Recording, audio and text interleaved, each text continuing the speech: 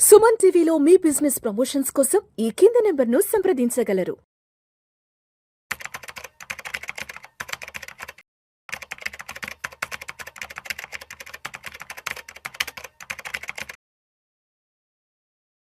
నమస్తే, welcome to Vishnu talks. నేను విష్ణు. ప్రస్తుతం నాతో పాటు stock market analyst SG Harsha ఉన్నారు. తనతో మాట్లాడదాం. నమస్తే హర్ష. నమస్తే sir. Welcome to Vishnu talks. Thank you. So Harsha, digital gold కి సంబంధించి సెబీ ఒక సీరియస్ అనౌన్స్మెంట్ అయితే ఇచ్చింది. అండ్ ఈ మధ్య కాలంలో ఈ బంగారం ధరలు విపరీతంగా పెరిగిన దగ్గర నుంచి చాలా మంది ఫిజికల్ గోల్డ్ కొనలేకపోతున్నారు. లక్షల రూపాయలు వేసి, వేల రూపాయలు పోసి ఫిజికల్ గోల్డ్ కొనలేకపోతున్నారు. కాబట్టి అటువంటి వాళ్ళందరికీ ఈ డిజిటల్ గోల్డ్ లేదంటే ఈ గోల్డ్ అనేది ఒక ప్రత్యామ్నాయంగా కనిపించింది లాస్ట్ ఒక 5-6 ఇయర్స్ నుంచి. సో చాలా మంది ఏం చేస్తున్నారంటే లక్షలు వేల రూపాయలు పోసి మనం ఫిజికల్ గోల్డ్ కొనలేకపోతున్నాం, కాబట్టి మన దగ్గర ఉన్న 500తోనో 1000 రూపాయలతోనో ఈ డిజిటల్ గోల్డ్, ఈ గోల్డ్ మనం యూనిట్స్ రూపంలో కొనుక్కోవచ్చు. తద్వారా మనకి ఫ్యూచర్లో మంచి రిటర్న్స్ వస్తాయంటూ కూడా ప్రతి ఒక్కరు భావించారు. కానీ నిన్నటికి నిన్న సెబీ ఏం చెప్పిందంటే, దయచేసి ఈ డిజిటల్ గోల్డ్, ఈ గోల్డ్లో ఇన్వెస్ట్ చేయొద్దు, అవి నష్ట భయంతో కూడుకున్నవి. సో ఇటువంటి ఇన్వెస్ట్మెంట్స్ ఏవైతే ఉన్నాయో ఇవి సెబీ పరిధిలోకి రావంటూ కూడా సీరియస్ అనౌన్స్మెంట్ చేశారు. కాబట్టి అసలు సెబీ అనేది అసలు డీప్గా ఎటువంటి రిపోర్ట్ ఇచ్చింది దీనికి సంబంధించి?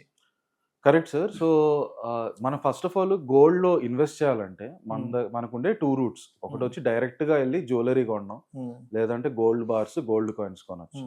లేదంటే ఇండైరెక్ట్గా ఏంటంటే మీరు ఇందాక అన్నట్టు చాలా మంది డైరెక్ట్గా గోల్డ్ జ్యువెలరీ కొనాలంటే మినిమం 1,00,000 రూపాయల నుంచే పెట్టాల్సి వస్తుంది. 1,00,000 కంటే తక్కువలో మీకు హార్డ్లీ 1 గ్రామ్ 2 గ్రాములు వస్తాయి.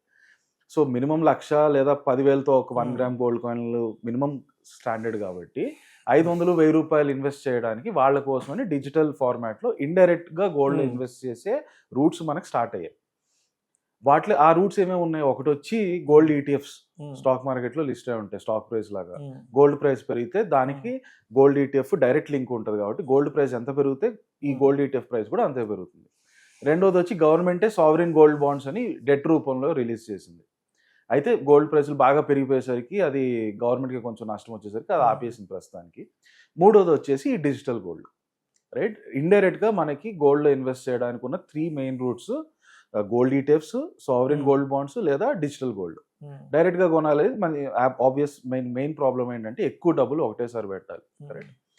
అయితే ఈ సెబీ నిన్నటి సర్క్యులర్, రీసెంట్ సర్క్యులర్ ప్రకారం ఏంటంటే వాళ్ళు ఏం చెప్పారంటే, బాబు డిజిటల్ గోల్డ్ని మేము రెగ్యులేట్ చేయట్లేదు, దాంట్లో మీకు ఒకవేళ ఏమైనా నష్టాలు వచ్చినా మోసాలు జరిగినా మాకేం సంబంధం లేదు అని సెబీ క్లియర్గా చెప్పేసి, మా పరిధిలో లేదు, ఎగ్జాక్ట్, మా నోటీస్కి తీసుకురావద్దు మీరు నష్టపోతే. కరెక్ట్. సో ఏంటి ప్రాబ్లం అసలు? సెబీ ఎందుకు వాళ్ళని రెగ్యులేట్ చేయట్లేదు, దానివల్ల మనకు వచ్చే ఇంప్లికేషన్స్ ఏంటంటే, గోల్డ్ ఈటీఎఫ్ కానీ డిజిటల్ గోల్డ్ కానీ ఈ రెండు చాలా సిమిలర్గానే ఉంటాయి మెకానిజమ్స్. ఇక్కడ ఏం జరుగుతుంది, మీ దగ్గర 50 రూపీస్ 100 రూపీస్ ఎంత ఉన్నా సరే పోయి వాళ్ళకి ఇస్తే వాళ్ళు మీ తరపున గోల్డ్ కొంటారు. కొని వాళ్ళు వాళ్ళ దగ్గర ఒక లాకర్లో పెట్టుకొని వాళ్ళు మెయింటైన్ చేసి వాళ్ళు మేనేజ్ చేస్తారు. మనకి ఏంటి, ఒకవేళ రియల్గా వెళ్ళి ఫిజికల్గా గోల్డ్ కొంటే మనకు వచ్చే ఇష్యూస్ ఏంటి? ఫస్ట్ వచ్చేది అమౌంట్ సైజు, మినిమం 1 lakh ఉండాలి. అదే ఈటీఎఫ్స్ డిజిటల్ గోల్డ్ అయితే 50 రూపీస్ 100 రూపీస్ నుంచి స్టార్ట్ చేయొచ్చు. సెకండ్ వచ్చేది మన కొనే గోల్డ్ యొక్క ప్యూరిటీ. మనం హైదరాబాద్లో ఎక్కడో మార్కెట్లోకి వెళ్ళి కొంటే ఆ గోల్డ్ నిజంగా 24 క్యారెట్టా లేకపోతే వాడు 12 క్యారెట్టో 18 క్యారెట్నో 24 క్యారెట్ అని చెప్పి అమ్ముతున్నాడో మనకు తెలియదు. ప్యూరిటీని మనం చెక్ చేసుకోలేం. ప్యూరిటీ చెక్ చేయాలంటే కొంచెం నష్టపోతాం. మూడోది వచ్చి దాన్ని జాగ్రత్తగా ఎక్కడన్నా మనం సేఫ్గా సేవ్ చేసుకోవాలి. సంథింగ్ లైక్ లాకర్లో పెట్టుకోవాలి. ఇంట్లో ఎక్కడో ర్యాండమ్గా పెడితే ఎవరైనా కొట్టేస్తారేమోనన్న భయం ఉంటుంది. ఈ ప్రాబ్లమ్స్ అన్నీ కూడా డిజిటల్ మార్గాన్న, అంటే ఇండైరెక్ట్గా మనం ఇన్వెస్ట్ చేసే మార్గాన్న, ఇదర్ గోల్డ్ ఈటీఎఫ్స్ కానీ సావరిన్ గోల్డ్ బాండ్స్ కానీ డిజిటల్ గోల్డ్ కానీ వీటిలో ఈ ప్రాబ్లమ్స్ ఉండవు. మనకి అధిగమించవచ్చు. ఈ కూలీ, ఈ తరుగు, ఈ వేస్టేజ్, తర్వాత దొంగల భయం, ఇవంతా కూడా ఇక్కడ మనం స్కిప్ చేయొచ్చు ఇక్కడ.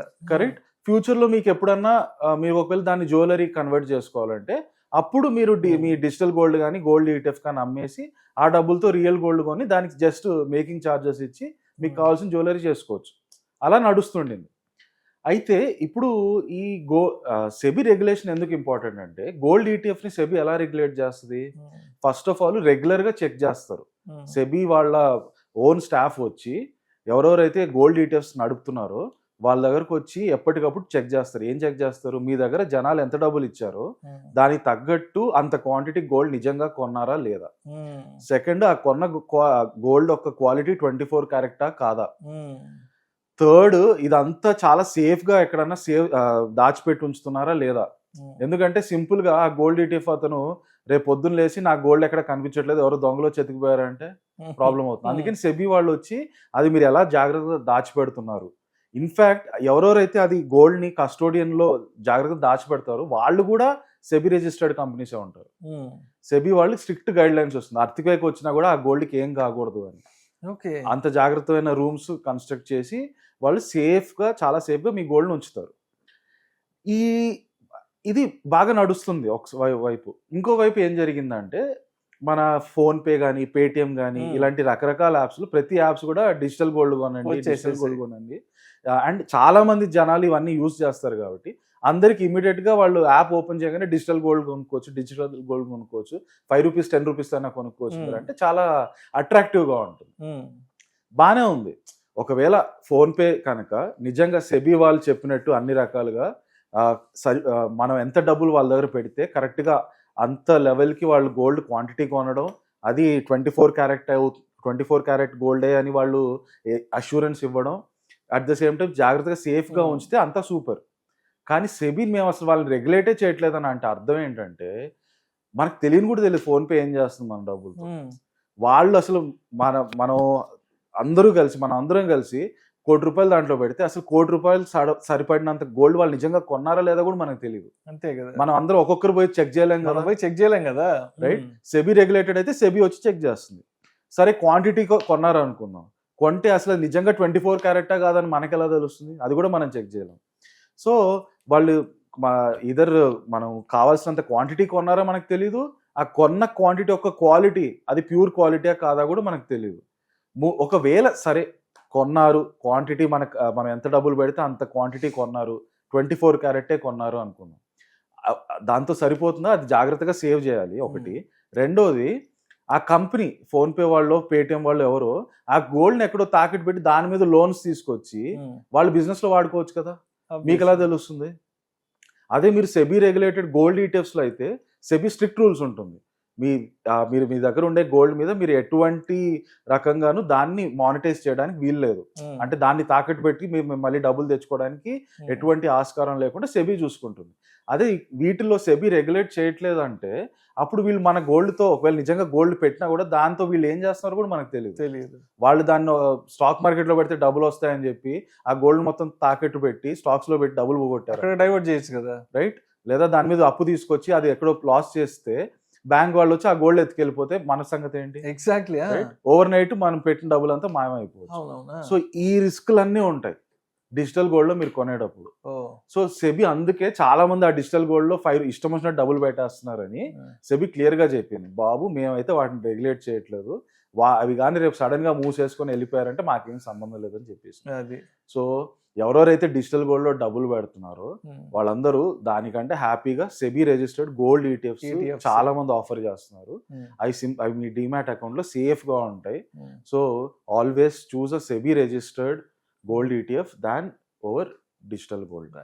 సో మొత్తానికి వినియోగదారుల సంక్షేమాన్ని దృష్టిలో ఉంచుకొని సెబీ చాలా మంచి నిర్ణయం తీసుకుంది. లేదంటే ఇప్పుడు ప్రతి ఒక్కరి ఫోన్లో యాప్స్ ఉన్నాయి, ఎవరి ఇష్టానికి తగ్గట్టు వాళ్ళు నా దగ్గర 100 ఉంది 200 ఉంది అని చెప్పేసి ఈ గోల్డ్ డిజిటల్ గోల్డ్ ఈ మధ్యకాలంలో చాలా మంది కొనేస్తున్నారు, చాలా మంది చెప్తున్నారు ఎస్ నేను కూడా ఫోన్పేలో ₹1000 ₹2000 డిజిటల్ గోల్డ్ కొన్నా అని చెప్తున్నారు. కాబట్టి సో మొత్తానికి ఇదంతా కూడా అంటే మానిటర్ చేయడానికి బయట ఎక్కడ ఆస్కారం లేదు కాబట్టి సో రేపు ఏదన్నా వస్తే జనాలు నష్టపోకుండా ఉండడానికి, అంటే జనాలు నష్టాల వైపు వెళ్లకుండా ఉండడానికి, సో నిరోధించడానికి సెబీ అయితే మొత్తానికి ఒక మంచి కొత్త చట్టం అయితే తీసుకొచ్చింది అంటారు. యా, సెబీ అయితే తన పని తాను చేసింది. ఫస్ట్ ఆఫ్ ఆల్ చెప్పాలి, మార్కెట్ కి అందరికి ఇన్ఫార్మ్ చేయాలి దీనికి ఎలాంటి గ్యారంటీ మేము ఇవ్వట్లేదు అని. ఎందుకంటే అది లేకపోతే చాలా మంది అపోహలో ఉంటారు, మేబీ సెబీ ఎవరో చూసుకుంటున్నారు, ఎవరో మానిటర్ చేస్తారు. యా, సెబీ ఇంత క్లియర్ గా వచ్చి చెప్పేసింది అంటే దాని అర్థం అట్లీస్ట్ అందరికి అవేర్నెస్ వస్తుంది, ఓకే వీళ్ళకి ఎవరు వీళ్ళని రెగ్యులేట్ చేయట్లేదు, వీళ్ళలో మోసాలు జరగడానికి స్కోప్ అయితే ఉంటుంది, రైట్. ఇంకొకటి సెబీ ఒకవేళ ఈ కంపెనీస్ ని సెబీ రిజిస్టర్ చేయాలంటే అది డైరెక్ట్ గా సెబీ చేయలేదు. పార్లమెంట్ లో మన గవర్నమెంట్ యాక్ట్ తీసుకురావాలి. పార్లమెంట్ లో ఉన్న మన ఎంపీస్ అందరూ కలిసి ఇండియాలో డిజిటల్ గోల్డ్ ని ఎవరు రెగ్యులేట్ చేయట్లేదు కాబట్టి సెబీ వీళ్ళని రెగ్యులేట్ చేసేలా వాళ్ళు చట్టం తీసుకొస్తే అప్పుడు కానీ ఇది రెగ్యులేషన్ లోకి రాదు. Thank you so much Harsha. Thank you sir.